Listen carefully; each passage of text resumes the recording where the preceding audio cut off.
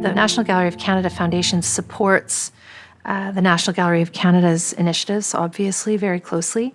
And it also has a lens on national initiatives across the country. So through the National Gallery of Canada, we're deeply interested in initiatives that have national impact, that are as relevant from one side of the country to the other. So the Venice Biennale is a wonderful project in this context. I think the fact that both Canada and Italy have a deep association with this building makes it really unique within the Giardini, and possibly this is why we've had such an interesting project these past 5 years in tackling the restoration. The architects are of deep importance to the Italians. The building itself is of deep importance to Canada, as I've mentioned, politically, aesthetically, historically, and remains important today as a platform for artistic performance and engagement. This question of financial support is profound, because financial support is required to do the restoration of the building, but it's also required in order to provide a sustainable revenue stream that will be there every 2 years to support this program. No one has that kind of money in their operating budgets. So all of this funding had to be discovered anew.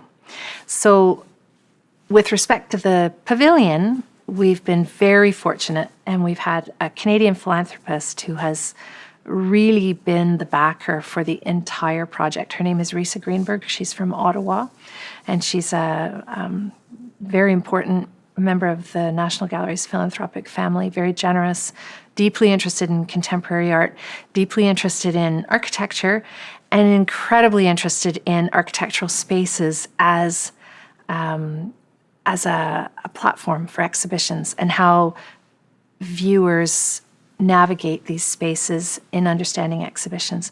So really her interest in this project was perfectly aligned, and we're deeply grateful to her because she's really made this possible. The other element of the financial need for the project has been building what will be an endowment.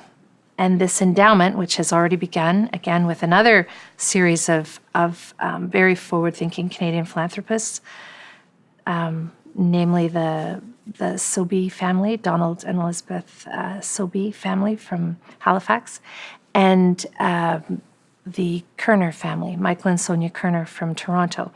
These families both contributed $2 million each to begin an endowment, which now sits at $4 million. And that endowment will grow. We're continuing to build that throughout Canada. And the yield from that endowment now generates a recurring, significant contribution to support the program. And of course, we also have a corporate stream of funding coming in. And very important to mention, the Canada Council has remained just a steadfast supporter of the Venice Biennale throughout, and they make a major contribution to the program as well. So between these funding streams, this is now becoming a recurring revenue stream that will always be present for the Canadian artistic representation, no matter where whoever organizes it. And this is all located at the National Gallery of Canada Foundation as a national initiative. This project is one that has, from the very beginning in the 1950s through to the present day, been a collaboration between Italy and Canada. So the respective embassies and ministries of foreign affairs have been engaged multiple times over the years. So a tremendous collaboration back at the time of the construction of the pavilion. And this time, during the restoration, again, what began as research on the ground and working with the local agencies such as La Biennale di Venezia and the Soprintendenza for Heritage in Venice, we also tapped in very actively to the Minister of Foreign Affairs in Italy, who waived the VAT, provided VAT exemption for us. The Canadian Embassy has been an absolutely tremendous collaborator all through this, based in Rome.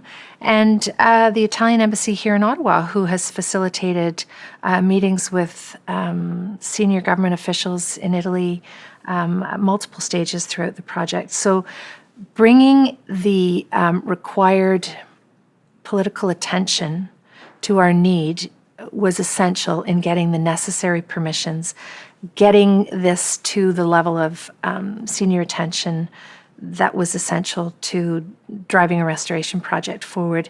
I think it's very interesting to see that commitment to a serious contemporary engagement internationally.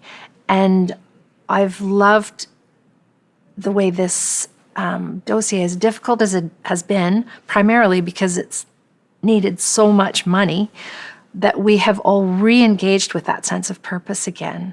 And we have a small, very dedicated team that crosses multiple agencies in Canada and Italy that fully understand this all over again and are deeply committed to it. I think that's really, really interesting and really important.